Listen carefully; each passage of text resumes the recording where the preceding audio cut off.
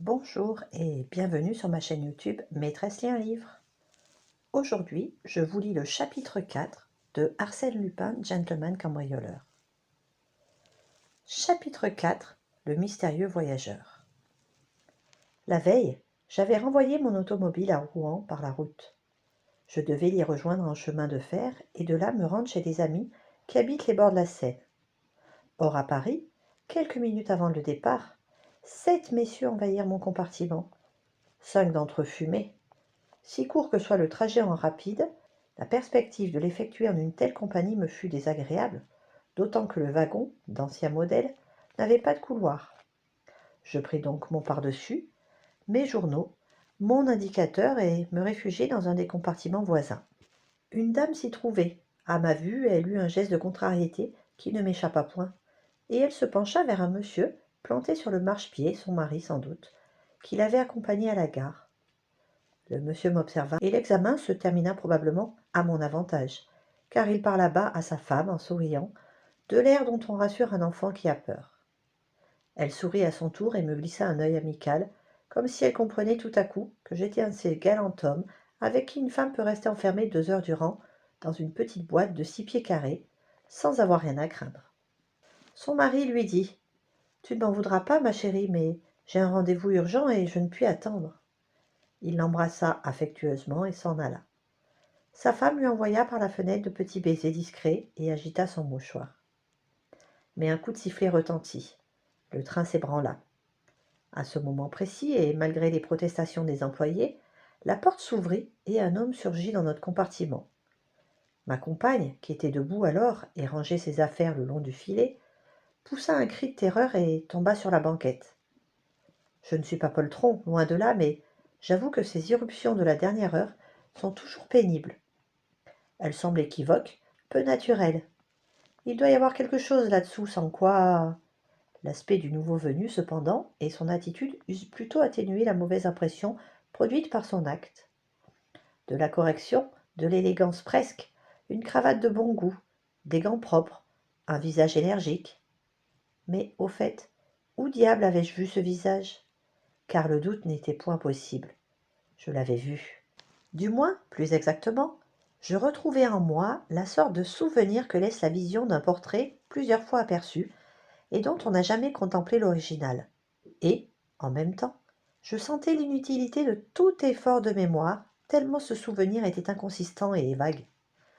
Mais, ayant reporté mon attention sur la dame, je fus stupéfait de sa pâleur et du bouleversement de ses traits. Elle regardait son voisin, ils étaient assis du même côté, avec une expression de réel effroi, et je constatai qu'une de ses mains, toute tremblante, se glissait vers un petit sac de voyage posé sur la banquette à 20 centimètres de ses genoux. Elle finit par le saisir et nerveusement l'attira contre elle. Nos yeux se rencontrèrent et je lus dans les siens tant de malaise et d'anxiété que je ne pus m'empêcher de lui dire « Vous n'êtes pas souffrante, madame? Dois-je ouvrir cette fenêtre ?» Sans me répondre, elle me désigna d'un geste craintif l'individu. Je souris, comme avait fait son mari, haussai les épaules et lui expliquai par signes qu'elle n'avait rien à redouter, que j'étais là, et d'ailleurs que ce monsieur semblait bien inoffensif. À cet instant, il se tourna vers nous, l'un après l'autre, nous considéra des pieds à la tête, puis se renfonça dans son coin et ne bougea plus. Il y eut un silence, mais la dame, comme si elle avait ramassé toute son énergie pour accomplir un acte désespéré, me dit d'une voix à peine intelligible. « Vous savez qu'il est dans notre train ?»« Qui ?»« Mais lui, je vous assure. »« Qui, lui ?»« Arsène Lupin. » Elle n'avait pas quitté des yeux le voyageur, et c'était à lui, plutôt qu'à moi, qu'elle lança les syllabes de ce nom inquiétant. Il baissa son chapeau sur son nez. Était-ce pour marquer son trouble, ou simplement se préparait-il à dormir? Je fis cette objection. Arsène Lupin était condamné hier, par contumace, à 20 ans de travaux forcés. Il est donc peu probable qu'il commette aujourd'hui l'imprudence de se montrer en public.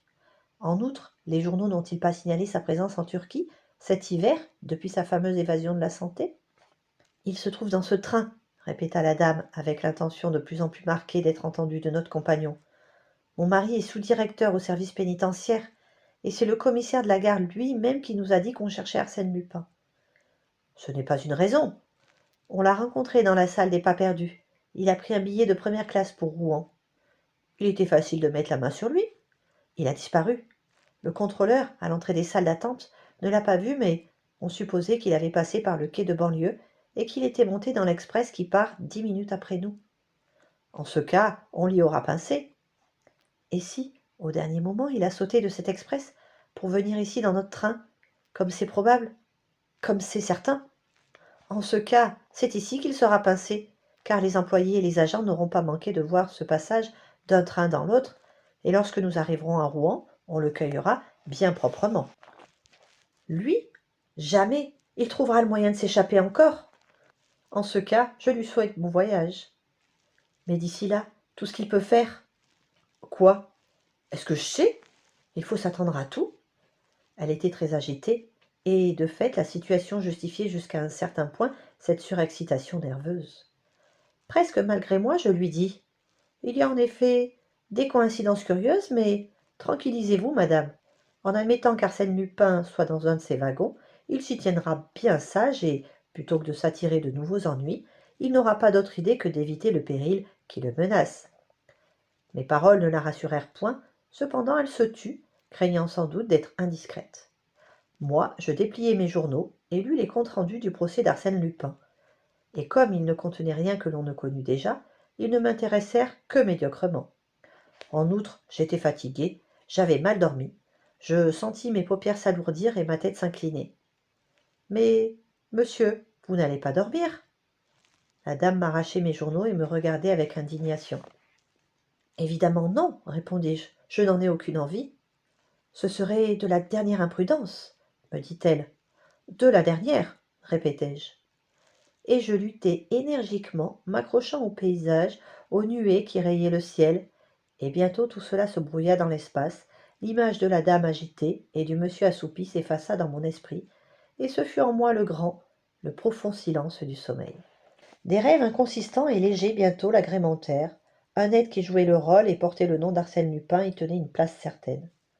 Il évoluait à l'horizon, le dos chargé d'objets précieux, traversait des murs et démeublait les châteaux. Mais la silhouette de cet être, qui n'était d'ailleurs plus Arsène Lupin, se précisa. Il venait vers moi, devenait de plus en plus grand, sautait dans le wagon avec une incroyable agilité et retombait en plein sur ma poitrine. Une vive douleur, un cri déchirant, je me réveillai.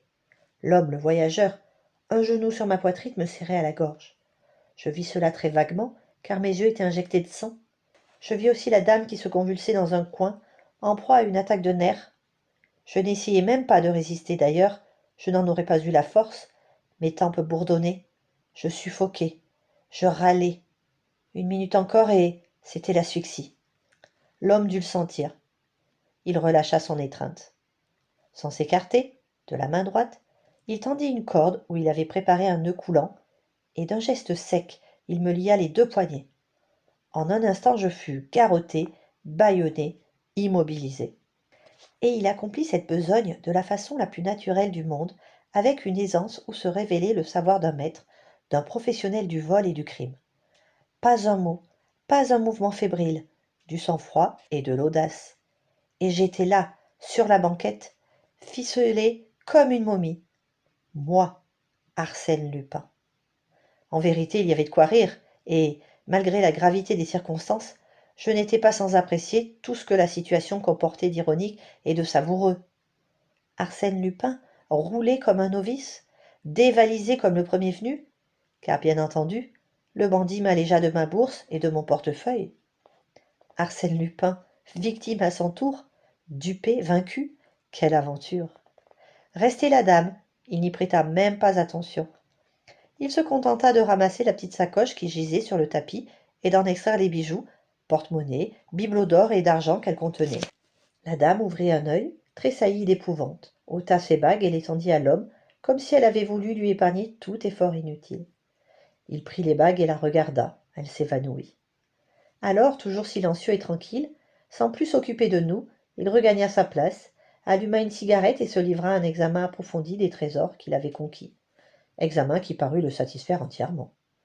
J'étais beaucoup moins satisfait. Je ne parlais pas de 12 000 francs dont on m'avait indûment dépouillé. C'était un dommage que je n'acceptais que momentanément, et je comptais bien que ces 12 000 francs rentreraient en ma possession dans le plus bref délai, ainsi que les papiers fort importants que renfermait mon portefeuille. Projet, devis, adresse, liste de correspondants, lettres compromettantes. Mais pour le moment, un souci plus immédiat et plus sérieux me tracassait. Qu'allait-il se produire? Comme bien l'on pense, l'agitation causée par mon passage à travers la gare Saint-Lazare ne m'avait pas échappé. Invité chez des amis que je fréquentais sous le nom de Guillaume Berla, et pour qui ma ressemblance avec Arsène Lupin était un sujet de plaisanterie affectueuse, je n'avais pu me grimer à ma guise, et ma présence avait été signalée. En outre, on avait vu un homme se précipiter de l'express dans le rapide. Qui était cet homme, sinon Arsène Lupin? Donc, inévitablement, fatalement, le commissaire de police de Rouen, prévenu par télégramme et assisté d'un nombre respectable d'agents, se trouverait à l'arrivée du train, interrogerait les voyageurs suspects et procéderait à une revue minutieuse des wagons. Tout cela, je le prévoyais et je ne m'en étais pas trop ému, certain que la police de Rouen ne serait pas plus perspicace que celle de Paris, et que je saurais bien passer inaperçu. Ne me suffirait-il pas, à la sortie, de montrer négligemment ma carte de député, grâce à laquelle j'avais déjà inspiré toute confiance au contrôleur de Saint-Lazare? Mais combien les choses avaient changé! Je n'étais plus libre. Impossible de tenter un de mes coups habituels. Dans un des wagons, le commissaire découvrirait le sieur Arsène Lupin, qu'un hasard propice lui envoyait pieds et poings liés, docile comme un agneau, empaqueté, tout préparé. Il n'aurait qu'à en prendre livraison, comme on reçoit un colis postal qui vous est adressé, en gare, bourriche de gibier ou panier de fruits et légumes. Et pour éviter ce fâcheux dénouement, que pouvais-je entortiller dans mes bandelettes? Et le rapide filait vers Rouen, unique et prochaine station, Brûlé-Vernon, Saint-Pierre. Un autre problème m'intriguait, où j'étais moins directement intéressée, mais dont la solution éveillait ma curiosité de professionnel. Quelles étaient les intentions de mon compagnon? J'aurais été seule qu'il eût le temps, à Rouen, de descendre en toute tranquillité. Mais la dame, à peine la portière serait-elle ouverte, la dame, si sage et si humble en ce moment, crierait, se démènerait, appellerait au secours. Et de là mon étonnement, pourquoi ne la réduisait-il pas à la même impuissance que moi, ce qui lui aurait donné le loisir de disparaître avant qu'on se fût aperçu de son double méfait? Il fumait toujours, les yeux fixés sur l'espace qu'une pluie hésitante commençait à rayer de grandes lignes obliques. Une fois cependant, il se détourna, saisit mon indicateur et le consulta. La dame, elle, s'efforçait de rester évanouie pour rassurer son ennemi, mais des quintes de toux provoquées par la fumée démentaient cet évanouissement. Quant à moi, j'étais fort mal à l'aise et très courbatue. Et je songeais, je combinais, pont de l'Arche, Oiselle, le rapide se hâtait, joyeux, ivre de vitesse. Saint-Étienne. À cet instant, l'homme se leva et fit 2 pas vers nous, ce à quoi la dame s'empressa de répondre par un nouveau cri et par un évanouissement non simulé. Mais quel était son but à lui? Il baissa la glace de notre côté. La pluie maintenant tombait avec rage et son geste marqua l'ennui qu'il éprouvait à n'avoir ni parapluie ni par-dessus. Il jeta les yeux sur le filet. L'en-cas de la dame s'y trouvait. Il le prit. Il prit également mon par-dessus et s'en vêtit. On traversait la Seine. Il retroussa le bas de son pantalon, puis se pencha. Il souleva le loquet extérieur. Allait-il se jeter sur la voie? À cette vitesse, c'eût été la mort certaine. On s'engouffra dans le tunnel, percé sous la côte Sainte-Catherine. L'homme entr'ouvrit la portière et du pied tâta la première marche. Quelle folie! Les ténèbres, la fumée, le vacarme, tout cela donnait à une telle tentative une apparence fantastique. Mais tout à coup, le train ralentit, les Westinghouse s'opposèrent à l'effort des roues. En 1 minute, l'allure devint normale, diminua encore, sans aucun doute des travaux de consolidation étaient projetés dans cette partie du tunnel, qui nécessitait le passage ralenti des trains, depuis quelques jours peut-être, et l'homme le savait. Il n'eut donc qu'à poser l'autre pied sur la marche, à descendre sur la seconde et à s'en aller paisiblement, non sans avoir au préalable rabattu le loquet et refermé la portière. À peine eut-il disparu que du jour éclaira la fumée plus blanche. On déboucha dans une vallée, encore un tunnel, et nous étions à Rouen. Aussitôt la dame recouvra ses esprits, et son premier soin fut de se lamenter sur la perte de ses bijoux. Je l'implorai des yeux, elle comprit et me délivra du bâillon qui m'étouffait. Elle voulait aussi dénouer mes liens, je l'en empêchai. Non, non, il faut que la police voie les choses en l'état. Je désire qu'elle soit édifiée sur ce gredin. Et si je tirais la sonnette d'alarme? Trop tard, il fallait y penser pendant qu'il m'attaquait. Mais il m'aurait tué. Oh, monsieur, vous l'avais-je dit qu'il voyageait dans ce train? Je l'ai reconnu tout de suite d'après son portrait. Et le voilà parti avec mes bijoux. On le retrouvera, n'ayez pas peur. Retrouver Arsène Lupin? Jamais. Cela dépend de vous, madame. Écoutez, dès l'arrivée, soyez à la portière et appelez. Faites du bruit. Des agents et des employés viendront. Racontez alors ce que vous avez vu, en quelques mots, l'agression dont j'ai été victime, et la fuite d'Arsène Lupin. Donnez son signalement, un chapeau mou, un parapluie, le vôtre, un pardessus gris, à taille. Le vôtre, dit-elle. Comment le mien? Mais non, le sien. Moi, je n'en avais pas. Il m'avait semblé qu'il n'en avait pas non plus quand il est monté. Si, à moins que ce ne soit un vêtement oublié dans le filet. En tout cas, il l'avait quand il est descendu, et c'est là l'essentiel. Un pardessus gris, à taille, rappelez-vous. Ah, j'oubliais. Dites votre nom. Dès l'abord. Les fonctions de votre mari stimuleront le zèle de tous ces gens. On arrivait. Elle se penchait déjà à la portière. Je repris d'une voix un peu plus forte, presque impérieuse, pour que mes paroles se gravassent bien dans son cerveau. Dites aussi mon nom, Guillaume Berla, au besoin. Dites que vous me connaissez, cela nous gagnera du temps. Il faut qu'on expédie l'enquête préliminaire. L'important, c'est la poursuite d'Arsène Lupin, vos bijoux. Il n'y a pas d'erreur, n'est-ce pas? Guillaume Berla, un ami de votre mari. Entendu, Guillaume Berla. Elle appelait déjà et gesticulait. Le train n'avait pas stoppé qu'un monsieur montait, suivi de plusieurs hommes. L'heure critique sonnait. Haletante, la dame s'écria. Arsène Lupin, il nous a attaqués. Il a volé mes bijoux. Je suis madame Renaud. Mon mari est sous-directeur des services pénitentiaires. Ah, tenez, voici précisément mon frère, Georges Ardel, directeur du Crédit Rouennais. Vous devez savoir. Elle embrassa un jeune homme qui venait de nous rejoindre et que le commissaire salua, et elle reprit éplorée. Oui, Arsène Lupin, tandis que monsieur dormait, il s'est jeté à sa gorge. Monsieur Berla, un ami de mon mari. Le commissaire demanda. Mais où est-il, Arsène Lupin? Il a sauté du train sous le tunnel, après la Seine. Êtes-vous sûr que ce soit lui? J'en suis sûr, je l'ai parfaitement reconnu. D'ailleurs, on l'a vu à la gare Saint-Lazare. Il avait un chapeau mou. Euh, non pas, un chapeau de feutre dur, comme celui-ci, rectifia le commissaire en dessinant mon chapeau. Un chapeau mou, je l'affirme, répéta madame Renaud, et un pardessus gris à taille. En effet, murmura le commissaire, le télégramme signale ce pardessus gris à taille à col de velours noir. À col de velours noir, justement, s'écria madame Renaud triomphante. Je respirai. Ah, la brave, l'excellente amie que j'avais là. Les agents, cependant, m'avaient débarrassé de mes entraves. Je me mordis violemment les lèvres, du sang coula. Courbé en deux, le mouchoir sur la bouche, comme il convient à un individu qui est resté longtemps dans une position incommode, et qui porte au visage la marque sanglante du bâillon. Je dis au commissaire d'une voix affaiblie. Monsieur, c'était Arsène Lupin, il n'y a pas de doute. En faisant diligence, on le rattrapera. Je crois que je puis vous être d'une certaine utilité. Le wagon, qui devait servir aux constatations de la justice, fut détaché. Le train continua vers le Havre. On nous conduisit vers le bureau du chef de gare, à travers la foule des curieux qui encombrait le quai.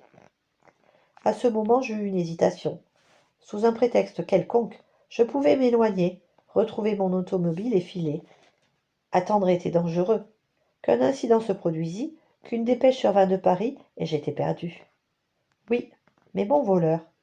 Abandonné à mes propres ressources, dans une région qui ne m'était pas très familière, je ne devais pas espérer le rejoindre. Bah, tentons le coup, me dis-je, et restons. La partie est difficile à gagner, mais si amusante à jouer, et l'enjeu en vaut la peine. Et comme on nous priait de renouveler provisoirement notre déposition, je m'écriai. Monsieur le commissaire, actuellement, Arsène Lupin prend de l'avance. Mon automobile m'attend dans la cour. Si vous voulez me faire le plaisir d'y monter, nous essaierions.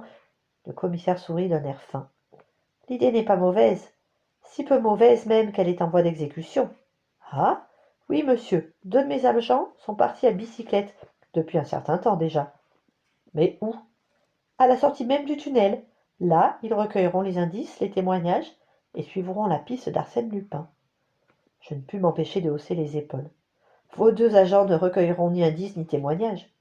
Vraiment? Arsène Lupin se sera arrangé pour que personne ne le voie sortir du tunnel. Il aura rejoint la première route et de là, Rouen, où nous le pincerons. Il n'ira pas à Rouen. Alors il restera dans les environs, où nous sommes encore plus sûrs. Il ne restera pas dans les environs. Oh oh, et où donc se cachera-t-il? Je tirai ma montre. À l'heure présente, Arsène Lupin rôde autour de la gare de Darnétal. À 10h50, c'est-à-dire dans 22 minutes, il prendra le train qui va de Rouen, gare du Nord, à Amiens. Vous croyez? Et comment le savez-vous? Oh, c'est simple. Dans le compartiment, Arsène Lupin a consulté mon indicateur. Pour quelle raison? Y avait-il, non loin de l'endroit où il a disparu, une autre ligne, une gare sur cette ligne, et un train s'arrêtant à cette gare? À mon tour, je viens de consulter l'indicateur. Il m'a renseigné. En vérité, monsieur, dit le commissaire, c'est merveilleusement déduit. Quelle compétence! Entraîné par ma conviction, j'avais commis une maladresse en faisant preuve de tant d'habileté. Il me regardait avec étonnement, et je crus sentir qu'un soupçon l'effleurait. Oh, à peine le temps, car les photographies, envoyées de tous côtés par le parquet, étaient trop imparfaites, représentaient un Arsène Lupin trop différent de celui qu'il avait devant lui, et pour qu'il lui fût possible de me reconnaître. Mais tout de même, il était troublé, confusément inquiet. Il y eut un moment de silence. Quelque chose d'équivoque et d'incertain arrêtait nos paroles. Moi-même, un frisson de gêne me secoua. La chance allait-elle tourner contre moi? Me dominant, je me mis à rire. Mon Dieu, rien ne vous ouvre la compréhension, comme la perte d'un portefeuille et le désir de le retrouver. Et il me semble que si vous vouliez bien me donner 2 de vos agents, eux et moi, nous pourrions peut-être... Oh, je vous en prie, monsieur le commissaire, s'écria madame Renaud. Écoutez, monsieur Berla. L'intervention de mon excellente amie fut décisive. Prononcée par elle, la femme d'un personnage influent, ce nom de Berla devenait réellement le mien et me conférait une identité qu'aucun soupçon ne pouvait atteindre. Le commissaire se leva. Je serai trop heureux, monsieur Berla, croyez-le bien, de vous voir réussir, autant que je vous tiens à l'arrestation d'Arsène Lupin. Il me conduisit jusqu'à l'automobile. 2 de ses agents qu'il me présenta, Honoré Massol et Gaston Délivet, y prirent place. Je m'installai au volant. Mon mécanicien donna le tour de manivelle. Quelques secondes après, nous quittions la gare. J'étais sauvé. Ah! J'avoue qu'en roulant sur les boulevards qui ceignent la vieille cité normande, à l'allure puissante de ma 35 chevaux, Moro-Lepton, je n'étais pas sans concevoir quelques orgueils. Le moteur ronflait harmonieusement. À droite et à gauche, les arbres s'enfuyaient derrière nous. Et libre, hors de danger. Je n'avais plus maintenant qu'à régler mes petites affaires personnelles avec le concours des 2 honnêtes représentants de la force publique. Arsène Lupin s'en allait à la recherche d'Arsène Lupin. Modeste soutien de l'ordre social, délivré Gaston et Massol Honoré, combien votre assistance me fut précieuse. Qu'aurais-je fait sans vous? Sans vous, combien de fois au carrefour j'eus choisi la mauvaise route? Sans vous, Arsène Lupin se trompait et l'autre s'échappait. Mais tout n'était pas fini, loin de là. Il me restait d'abord à rattraper l'individu, et ensuite à m'emparer moi-même des papiers qu'il m'avait dérobés. À aucun prix, il ne fallait que mes 2 acolytes missent le nez dans ces documents, encore moins qu'ils ne s'en saisissent. Me servir d'eux et agir en dehors d'eux, voilà ce que je voulais, et qui n'était point aisé. À Darnétal, nous arrivâmes 3 minutes après le passage du train. Il est vrai que j'eus la consolation d'apprendre qu'un individu, en par-dessus gris, à taille, à collet de velours noir, était monté dans un compartiment de seconde classe, muni d'un billet pour Amiens. Décidément, mes débuts comme policier promettaient. Délivet me dit: le train est express et ne s'arrête plus qu'à Montorelier-Buchy, dans 19 minutes. Si nous n'y sommes pas avant, Arsène Lupin, il peut continuer sur Amiens, comme bifurquer sur Clères, et de là gagner Dieppe ou Paris. Monterolier? Quelle distance? 23 kilomètres. 23 kilomètres en 19 minutes? Nous y serons avant lui. La passionnante étape. Jamais ma fidèle Morto-Lepton ne répondit à mon impatience avec plus d'ardeur et de régularité. Il me semblait que je lui communiquais ma volonté directement, sans l'intermédiaire des leviers et des manettes. Elle partageait mes désirs, elle approuvait mon obstination, elle comprenait mon animosité contre ce gredin d'Arsène Lupin. Le fourbe, le traître. Aurais-je raison de lui? Se jouerait-il une fois de plus de l'autorité? De cette autorité dont j'étais l'incarnation? À droite! Criait Délivet. À gauche! Tout droit! Nous glissions au-dessus du sol. Les bornes avaient l'air de petites bêtes peureuses qui s'évanouissaient à notre approche. Et tout à coup, au détour d'une route, un tourbillon de fumée. L'Express du Nord. Durant 1 kilomètre, ce fut la lutte, côte à côte, lutte inégale dont l'issue était certaine. À l'arrivée, nous le battions de 20 longueurs. En 3 secondes, nous étions sur le quai, devant les deuxièmes classes. Les portières s'ouvrirent, quelques personnes descendaient. Mon voleur, point. Nous inspectâmes les compartiments. Pas d'Arsène Lupin. Sapristi, m'écriai-je. Il m'aurait reconnu dans l'automobile, tandis que nous marchions côte à côte, et il aura sauté. Le chef de train confirma cette supposition. Il avait vu un homme qui dégringolait le long du remblai, à 200 mètres de la gare. Tenez, là-bas, celui qui traverse le passage à niveau. Je m'élançai, suivi de mes 2 acolytes, ou plutôt suivi de l'un d'eux, car l'autre, Massol, se trouvait être un coureur exceptionnel, ayant autant de fond que de vitesse. En peu d'instants, l'intervalle qui le séparait du fugitif diminua singulièrement. L'homme l'aperçut, franchit une haie et détala rapidement vers un talus qu'il grimpa. Nous le vîmes encore plus loin. Il entrait dans un petit bois. Quand nous atteignîmes le petit bois, Massol nous y attendait. Il avait jugé inutile de s'aventurer davantage dans la crainte de nous perdre. Et je vous en félicite, mon cher ami, lui dis-je. Après une pareille course, notre individu doit être à bout de souffle. Nous le tenons. J'examinai les environs, tout en réfléchissant aux moyens de procéder seul à l'arrestation du fugitif, afin de faire moi-même des reprises que la justice n'aurait sans doute tolérées qu'après beaucoup d'enquêtes désagréables. Puis je reviens à mes compagnons. Voilà, c'est facile. Vous, Massol, postez-vous à gauche. Vous, Délivet, à droite. De là, vous surveillerez toute la ligne postérieure du bosquet. Il ne peut en sortir, sans être aperçu de vous, que par cette cavée où je prends position. S'il ne sort pas, moi j'entre, et forcément je le rabats sur l'un ou l'autre. Vous n'avez donc qu'à attendre. Ah, j'oubliais. En cas d'alerte, un coup de feu. Massol et Délivet s'éloignèrent chacun de son côté. Aussitôt qu'ils eurent disparu, je pénétrai dans le bois avec les plus grandes précautions de manière à n'être ni vu ni entendu. C'étaient des fourrés épais, aménagés pour la chasse et coupés de sentes très étroites, où il était possible de marcher qu'en se courbant, comme des souterrains de verdure. L'une d'elles aboutissait à une clairière où l'herbe mouillée présentait des traces de pas. Je les suivis en ayant soin de me glisser à travers les taillis. Elles me conduisirent au pied d'un petit monticule que couronnait une massure emplâtrade, à moitié démolie. Il doit être là, pensai-je. L'observatoire est bien choisi. Je rampai jusqu'à proximité de la bâtisse. Un bruit léger m'avertit de sa présence, et de fait, par une ouverture, je l'aperçus qui me tournait le dos. En 2 bonds, je fus sur lui. Il essaya de braquer le revolver qu'il tenait à la main, je ne lui en laissai pas le temps, et l'entraînai à terre, de telle façon que ses 2 bras étaient pris sous lui, tordus, et que je pesai de mon genou sur sa poitrine. « Écoute, mon petit, lui dis-je à l'oreille, je suis Arsène Lupin. Tu vas me rendre tout de suite et de bonne grâce mon portefeuille et la sacoche de la dame, moyennant quoi je te tire des griffes de la police, et je t'enrôle parmi mes amis. Un mot seulement. Oui ou non ? Oui, murmura-t-il. Tant mieux. Ton affaire ce matin était joliment combinée. On s'entendra. Je me relevai. Il fouilla dans sa poche, en sortit un large couteau et voulut m'en frapper. Imbécile, m'écriai-je. D'une main j'avais paré l'attaque, de l'autre je lui portai un violent coup sur l'artère carotide, ce qui s'appelle le hoc à la carotide. Il tomba assommé. Dans mon portefeuille je retrouvai mes papiers, mes billets de banque. Par curiosité je pris le sien. Sur une enveloppe qui lui était adressée, je lus son nom, Pierre Onfray. Je tressaillis.